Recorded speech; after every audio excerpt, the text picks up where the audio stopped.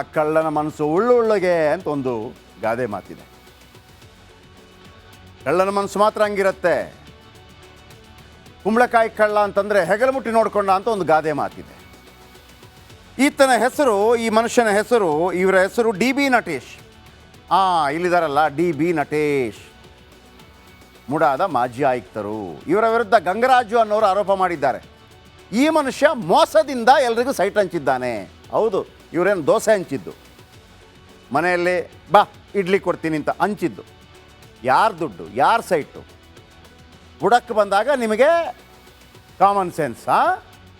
ನೋಡಿ, ಯಾರು ನೀವೆಲ್ಲ, ಏನು ವಿಜುವಲ್ಸ್ ಬೇಕಪ್ಪ ವಿಜುವಲ್ಸು, ಬೇಕು ವಿಜುವಲ್ಸ್. ನಿಮ್ಮ ಮೇಲೆ ಆರೋಪ ಇದೆ, ಮೋಸ ಮಾಡಿ ಸೈಟ್ ಹಂಚಿದ್ದೀರಿ, ಸರ್ಕಾರದ ದುಡ್ಡನ್ನು ತಿಂದಿದ್ದೀರಿ, ಬೇರೆಯವರಿಗೆ ಲಾಭ ಮಾಡಿ ಕೊಟ್ಟಿದ್ದೀರಿ.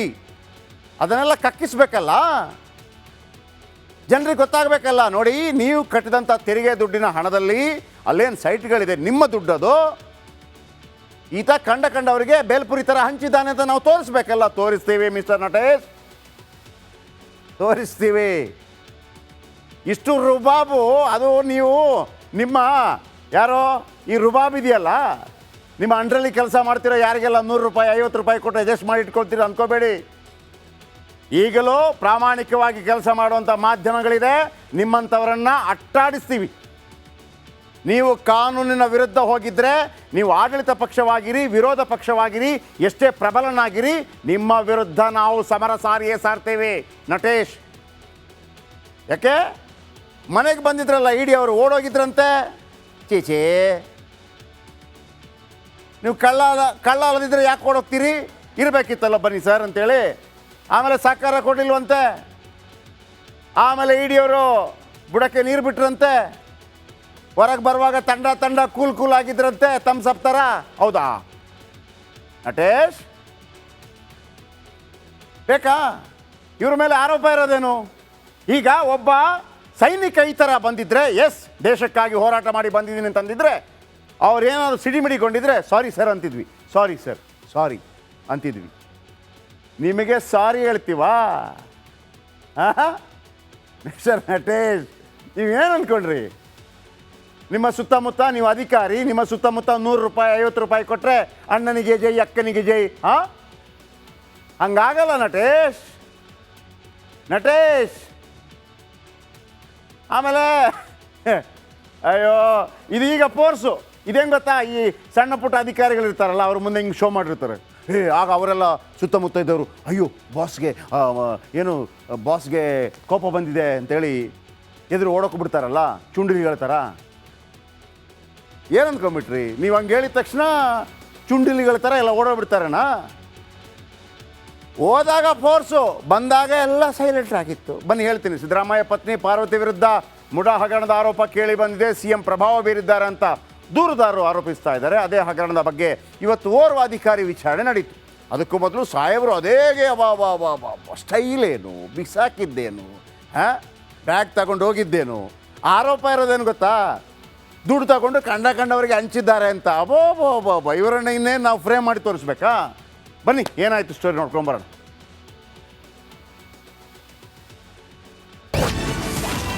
ಮಾಧ್ಯಮಗಳ ಮುಂದೆ ಮಾಜಿ ಆಯುಕ್ತ ಬೃಹನ್ನಾಟಕ.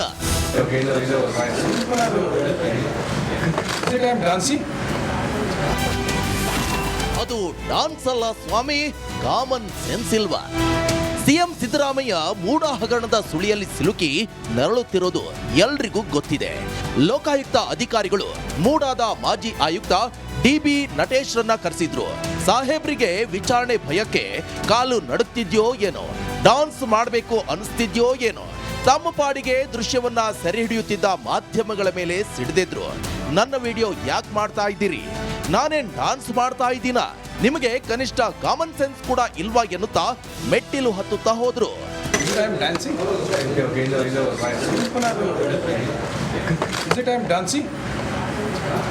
ಏನು visuals should know, you don't have a minimal common sense at least. You have a consent of a citizen. Visual ತೆಗೆದ ಪ್ಲೀಸ್ ಬಂದಿದೆ. ಡ್ಯಾನ್ಸ್ ಬಿಡಿ ಸರ್ ಇಶ್ಯೂ ಥರ ಕಾಣಿಸಲ್ಲ ನಿಮಗೆ. ಸರ್ ಆಯ್ತು ಬನ್ನಿ ಬಂದಿದ್ದಾರೆ ಅಷ್ಟೇ ಇನ್ನೇನಿಲ್ಲ ಡ್ಯಾನ್ಸ್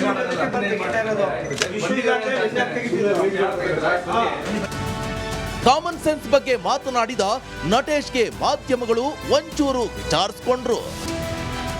ಒಳಗೆ ಹೋದ ನಟೇಶ್ರನ್ನ ಲೋಕಾಯುಕ್ತ ಪೊಲೀಸರು ಸರಿಯಾಗಿ ವಿಚಾರಿಸಿಕೊಂಡ್ರು ಅನ್ಸುತ್ತೆ. ಹೊರಗೆ ಬಂದಾಗ ಸ್ವಲ್ಪ ಮೆತ್ತಗಾಗಿದ್ದ ಸಾಹೇಬ್ರು ತನಿಖೆಗೆ ಸಹಕರಿಸ್ತೀನಿ ಅಂದ್ರು. ಸ್ನೇಹಿತರೆ, ಈಗ ಊಟ ಮಾಡಕ್ಕೆ ಕೊಟ್ಟಿದ್ದೀರಿ, ವಿಚಾರಣೆ ನಡೀತಾ ಇದೆ. ತಮಗೆ ಗೊತ್ತಿದೆ ಈಗ ವಿಚಾರಣೆ ನಡೀತಿರೋದು ಯಾವುದು ಸತ್ಯ ಯಾವುದು ಅಸತ್ಯ ಅಂತ ಪತ್ತೆ ಹಚ್ಚಲಿಕ್ಕೆ ಸತ್ಯ ಅನ್ವೇಷಣೆಗೆ ಒಂದು ಇನ್ವೆಸ್ಟಿಗೇಟಿಂಗ್ ಏಜೆನ್ಸಿ ಕೆಲಸ ಮಾಡ್ತಾಯಿದೆ. ಸೊ ಅದಕ್ಕೆ ಏನೇನು ಪೂರಕ ಮಾಹಿತಿ ಕೊಡಬೇಕು, ಇನ್ಫಾರ್ಮೇಷನ್ ಕೊಡಬೇಕು, ನಾವು ಕೊಡ್ತಾ ಇದ್ದೀವಿ. ನಟೇಶ್ ಎಲ್ರಿಗೂ ಮೋಸ ಮಾಡಿ ಸೈಟ್ ಹಂಚಿದ್ದಾರೆ ಅಂತ ದೂರುದಾರ ಗಂಗರಾಜು ಬಾಂಬ್ ಸಿಡಿಸಿದ್ದಾರೆ. ನಟೇಶ್ ಈಗ ಎಲ್ರಿಗೂ ಮೋಸ ಮಾಡಿ ಸೈಟ್ ಕೊಟ್ಟಿದ್ದಾರೆ. 50-50 ಅನುಪಾತ ಏನು ಇಲ್ಲಿವರೆಗೆ ಭ್ರಷ್ಟಾಚಾರ ಆಗಿದೆ, ಇದಕ್ಕೆ ಮೂಲ ಉರುವಾರಿನೇ ಇವನು. ಏನಾಗ್ಬೇಕು ಈಗ ಅವ್ರಿಗೆ? ಸರ್, ಇವನು ಬಂಧಿಸ್ಬೇಕು. ಯಾಕೆಂದ್ರೆ ಇಲ್ಲಿ ಒಂದ್ ಕಡೆ ಸರ್ಕಾರಕ್ಕೆ ಸುಳ್ಳು ಮಾಹಿತಿ ಕೊಡ್ತಾನೆ, ಒಂದ್ ಕಡೆ ಈ ರೆಸೊಲ್ಯೂಷನ್ ಹೇಳ್ತಾನೆ 20-11-2020 ನಿರ್ಣಯ ಅಂತ ಹೇಳ್ತಾನೆ. ನಿರ್ಣಯನೇ ಆಗದೇ ಇದ್ದಂತಹ ನಿರ್ಣಯನ ಉಲ್ಲೇಖ ಮಾಡಿಬಿಟ್ಟು ಅವರಿಗೆ ಬದಲಿಗೆ ಎಷ್ಟು ಕೊಡ್ತಾನೆ. ಮೂಡಾ ಮಾಜಿ ಅಧ್ಯಕ್ಷ ಧ್ರುವಕುಮಾರ್ಗೂ ನೋಟಿಸ್. ಸಿದ್ದರಾಮಯ್ಯ ಪತ್ನಿಗೆ ಸೈಟ್ ನೀಡಿದ್ದಾಗ ಮೂಡಾ ಅಧ್ಯಕ್ಷರಾಗಿದ್ದ ಧ್ರುವಕುಮಾರ್ಗೂ ನೋಟಿಸ್ ಕೊಡಲಾಗಿದೆ. ನಾಳೆ ಧ್ರುವಕುಮಾರ್ ವಿಚಾರಣೆಗೆ ಹಾಜರಾಗಬೇಕಿದೆ. ನಾನು ಹೋಗಿ ಮುಖ್ಯಮಂತ್ರಿಯವ್ರನ್ನ ಭೇಟಿ ಮಾಡಿದೆ. ಈ ರೀತಿ ತಮ್ಮ ಶ್ರೀಮತಿಯವರ ಒಂದು ಜಾಗದ 3 ಎಕರೆ 16 ಗುಂಟೆ ಜಾಗದ ವಿಷಯವಾಗಿ ಬಂದಿದೆ, ನಾವು ಈ ರೀತಿ ತೀರ್ಮಾನ ತೆಗೆದುಕೊಂಡಿದ್ದೀವಿ, ನೀವು ಏನಾದರೂ ಇಷ್ಟಪಟ್ಟಂಥ ಸಂದರ್ಭದಲ್ಲಿ ನನಗೆ ತಿಳಿಸಿ ಅಂತ ಹೇಳಿದೆ. ಅವ್ರು ಯಾವುದೇ ಕಾರಣಕ್ಕೂ ನನಗೆ ಬೇಡ ಅನ್ನೋ ಒಂದು ವಿಷಯವನ್ನು ನನ್ನ ಮುಂದೆ ಹೇಳಿದ್ರು. ಇಡಿ ಅಧಿಕಾರಿಗಳು ಸಹ ಸಿದ್ದರಾಮಯ್ಯ ಬಾಮೈದ ಮಲ್ಲಿಕಾರ್ಜುನ ಸ್ವಾಮಿ ವಿಚಾರಣೆಯನ್ನ ನಡೆಸಿದ್ದಾರೆ. ಆದ್ದರಿಂದ ಸಿಎಂಗೆ ತಲೆಬಿಸಿ ಶುರುವಾಗಿದೆ. ವಿನೋದ್ ಬಡವಾರಹಳ್ಳಿ, ರಿಪಬ್ಲಿಕ್ ಕನ್ನಡ, ಮೈಸೂರು. ಆ ಕಳ್ಳನ ಮನಸ್ಸು ಉಳ್ಳುಳ್ಳಿಗೆ ಅಂತ ಒಂದು ಗಾದೆ ಮಾತಿದೆ. ಕಳ್ಳನ ಮನಸ್ಸು ಮಾತ್ರ ಹಂಗಿರುತ್ತೆ. ಕುಂಬಳಕಾಯಿ ಕಳ್ಳ ಅಂತಂದರೆ ಹೆಗಲು ಮುಟ್ಟಿ ನೋಡ್ಕೊಂಡ ಅಂತ ಒಂದು ಗಾದೆ ಮಾತಿದೆ. ಈತನ ಹೆಸರು, ಈ ಮನುಷ್ಯನ ಹೆಸರು, ಇವರ ಹೆಸರು DB ನಟೇಶ್. ಇಲ್ಲಿದಾರಲ್ಲ DB ನಟೇಶ್, ಮುಡಾದ ಮಾಜಿ ಆಯುಕ್ತರು. ಇವರ ವಿರುದ್ಧ ಗಂಗರಾಜು ಅನ್ನೋರು ಆರೋಪ ಮಾಡಿದ್ದಾರೆ. ಈ ಮನುಷ್ಯ ಮೋಸದಿಂದ ಎಲ್ರಿಗೂ ಸೈಟ್ ಹಂಚಿದ್ದಾನೆ. ಹೌದು, ಇವರೇನು ದೋಸೆ ಹಂಚಿದ್ದು, ಮನೆಯಲ್ಲಿ ಬಾ ಇಡ್ಲಿ ಕೊಡ್ತೀನಿ ಅಂತ ಹಂಚಿದ್ದು. ಯಾರ ದುಡ್ಡು, ಯಾರ ಸೈಟು? ಬುಡಕ್ಕೆ ಬಂದಾಗ ನಿಮಗೆ ಕಾಮನ್ ಸೆನ್ಸ್. ನೋಡಿ, ಯಾರು ನೀವೆಲ್ಲ, ಏನು ವಿಜುವಲ್ಸ್ ಬೇಕಪ್ಪ ವಿಜುವಲ್ಸು, ಬೇಕು ವಿಜುವಲ್ಸ್. ನಿಮ್ಮ ಮೇಲೆ ಆರೋಪ ಇದೆ, ಮೋಸ ಮಾಡಿ ಸೈಟ್ ಹಂಚಿದ್ದೀರಿ, ಸರ್ಕಾರದ ದುಡ್ಡನ್ನು ತಿಂದಿದ್ದೀರಿ, ಬೇರೆಯವರಿಗೆ ಲಾಭ ಮಾಡಿ ಕೊಟ್ಟಿದ್ದೀರಿ. ಅದನ್ನೆಲ್ಲ ಕಕ್ಕಿಸ್ಬೇಕಲ್ಲ, ಜನರಿಗೆ ಗೊತ್ತಾಗಬೇಕಲ್ಲ. ನೋಡಿ, ನೀವು ಕಟ್ಟಿದಂಥ ತೆರಿಗೆ ದುಡ್ಡಿನ ಹಣದಲ್ಲಿ ಅಲ್ಲೇನು ಸೈಟ್ಗಳಿದೆ, ನಿಮ್ಮ ದುಡ್ಡದು. ಈತ ಕಂಡವರಿಗೆ ಬೇಲ್ಪುರಿ ಥರ ಹಂಚಿದ್ದಾನೆ ಅಂತ ನಾವು ತೋರಿಸ್ಬೇಕಲ್ಲ. ತೋರಿಸ್ತೀವಿ ಮಿಸ್ಟರ್ ನಟೇಶ್, ತೋರಿಸ್ತೀವಿ. ಇಷ್ಟು ರುಬಾಬು, ಅದು ನೀವು ನಿಮ್ಮ ಯಾರೋ ಈ ರುಬಾಬ್ ಇದೆಯಲ್ಲ, ನಿಮ್ಮ ಅಂಡ್ರಲ್ಲಿ ಕೆಲಸ ಮಾಡ್ತೀರೋ ಯಾರಿಗೆಲ್ಲ 100 ರೂಪಾಯಿ 50 ರೂಪಾಯಿ ಕೊಟ್ಟು ಅಡ್ಜಸ್ಟ್ ಮಾಡಿ ಇಟ್ಕೊಳ್ತೀರ ಅಂದ್ಕೋಬೇಡಿ. ಈಗಲೂ ಪ್ರಾಮಾಣಿಕವಾಗಿ ಕೆಲಸ ಮಾಡುವಂಥ ಮಾಧ್ಯಮಗಳಿದೆ, ನಿಮ್ಮಂಥವರನ್ನು ಅಟ್ಟಾಡಿಸ್ತೀವಿ. ನೀವು ಕಾನೂನಿನ ವಿರುದ್ಧ ಹೋಗಿದ್ದರೆ, ನೀವು ಆಡಳಿತ ಪಕ್ಷವಾಗಿರಿ, ವಿರೋಧ ಪಕ್ಷವಾಗಿರಿ, ಎಷ್ಟೇ ಪ್ರಬಲನಾಗಿರಿ, ನಿಮ್ಮ ವಿರುದ್ಧ ನಾವು ಸಮರ ಸಾರ್ತೇವೆ ನಟೇಶ್. ಯಾಕೆ ಮನೆಗೆ ಬಂದಿದ್ರಲ್ಲ ಇಡಿ ಅವರು, ಓಡೋಗಿದ್ರಂತೆ. ಚೀಚಿ, ನೀವು ಕಳ್ಳ ಅಲ್ಲದಿದ್ದರೆ ಯಾಕೆ ಓಡೋಗ್ತೀರಿ? ಇರಬೇಕಿತ್ತಲ್ಲ ಬನ್ನಿ ಸರ್ ಅಂತೇಳಿ. ಆಮೇಲೆ ಸಹಕಾರ ಕೊಡಲಿಲ್ವಂತೆ. ಆಮೇಲೆ ಇಡಿಯವರು ಬುಡಕ್ಕೆ ನೀರು ಬಿಟ್ರಂತೆ. ಹೊರಗೆ ಬರುವಾಗ ತಂಡ ಕೂಲ್ ಆಗಿದ್ರಂತೆ, ಥಮ್ಸಪ್ ಥರ. ಹೌದಾ ನಟೇಶ್? ಬೇಕಾ? ಇವ್ರ ಮೇಲೆ ಆರೋಪ ಇರೋದೇನು? ಈಗ ಒಬ್ಬ ಸೈನಿಕ ಈ ಥರ ಬಂದಿದ್ದರೆ, ಎಸ್ ದೇಶಕ್ಕಾಗಿ ಹೋರಾಟ ಮಾಡಿ ಬಂದಿದ್ದೀನಿ ಅಂತಂದಿದ್ರೆ, ಅವ್ರೇನಾದ್ರು ಸಿಡಿಮಿಡಿಕೊಂಡಿದ್ರೆ sorry sir ಅಂತಿದ್ವಿ, sorry sir sorry ಅಂತಿದ್ವಿ. ನಿಮಗೆ ಸಾರಿ ಹೇಳ್ತೀವಾ? ಮಿಸ್ಟರ್ ನಟೇಶ್, ನೀವೇನು ಅಂದ್ಕೊಂಡ್ರಿ? ನಿಮ್ಮ ಸುತ್ತಮುತ್ತ ನೀವು ಅಧಿಕಾರಿ, ನಿಮ್ಮ ಸುತ್ತಮುತ್ತ 100 ರೂಪಾಯಿ 50 ರೂಪಾಯಿ ಕೊಟ್ಟರೆ ಅಣ್ಣನಿಗೆ ಜೈ, ಅಕ್ಕನಿಗೆ ಜೈ. ಹಂಗಾಗಲ್ಲ ನಟೇಶ್. ನಟೇಶ್ ಆಮೇಲೆ ಅಯ್ಯೋ ಇದೀಗ ಫೋರ್ಸು ಇದೇನು ಗೊತ್ತಾ, ಈ ಸಣ್ಣ ಪುಟ್ಟ ಅಧಿಕಾರಿಗಳು ಇರ್ತಾರಲ್ಲ ಅವ್ರ ಮುಂದೆ ಹಿಂಗೆ ಶೋ ಮಾಡಿರ್ತಾರೆ. ಆಗ ಅವರೆಲ್ಲ ಸುತ್ತಮುತ್ತ ಇದ್ದವರು ಅಯ್ಯೋ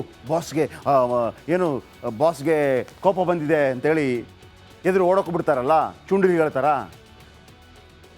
ಏನು ಅಂದ್ಕೊಂಬಿಟ್ರಿ ನೀವು? ಹಂಗೆ ಹೇಳಿದ ತಕ್ಷಣ ಚುಂಡಿಲಿಗಳ ಥರ ಎಲ್ಲ ಓಡೋಗ್ಬಿಡ್ತಾರಣ್ಣ. ಹೋದಾಗ ಫೋರ್ಸು, ಬಂದಾಗ ಎಲ್ಲ ಸೈಲೆಂಟ್ ಆಗಿತ್ತು. ಬನ್ನಿ ಹೇಳ್ತೀನಿ. ಸಿದ್ದರಾಮಯ್ಯ ಪತ್ನಿ ಪಾರ್ವತಿ ವಿರುದ್ಧ ಮುಡಾ ಹಗರಣದ ಆರೋಪ ಕೇಳಿ ಬಂದಿದೆ. ಸಿಎಂ ಪ್ರಭಾವ ಬೀರಿದ್ದಾರೆ ಅಂತ ದೂರುದಾರರು ಆರೋಪಿಸ್ತಾ ಇದ್ದಾರೆ. ಅದೇ ಹಗರಣದ ಬಗ್ಗೆ ಇವತ್ತು ಓರ್ವ ಅಧಿಕಾರಿ ವಿಚಾರಣೆ ನಡೀತು. ಅದಕ್ಕೂ ಮೊದಲು ಸಾಹೇಬರು ಅದೇಗೆ ಸ್ಟೈಲ್ ಏನು, ಬಿಸಾಕಿದ್ದೇನು, ಬ್ಯಾಗ್ ತಗೊಂಡು ಹೋಗಿದ್ದೇನು, ಆರೋಪ ಇರೋದೇನು ಗೊತ್ತಾ, ದುಡ್ಡು ತಗೊಂಡು ಕಂಡವರಿಗೆ ಹಂಚಿದ್ದಾರೆ ಅಂತ. ಇವರನ್ನ ಇನ್ನೇನು ನಾವು ಫ್ರೇಮ್ ಮಾಡಿ ತೋರಿಸ್ಬೇಕಾ?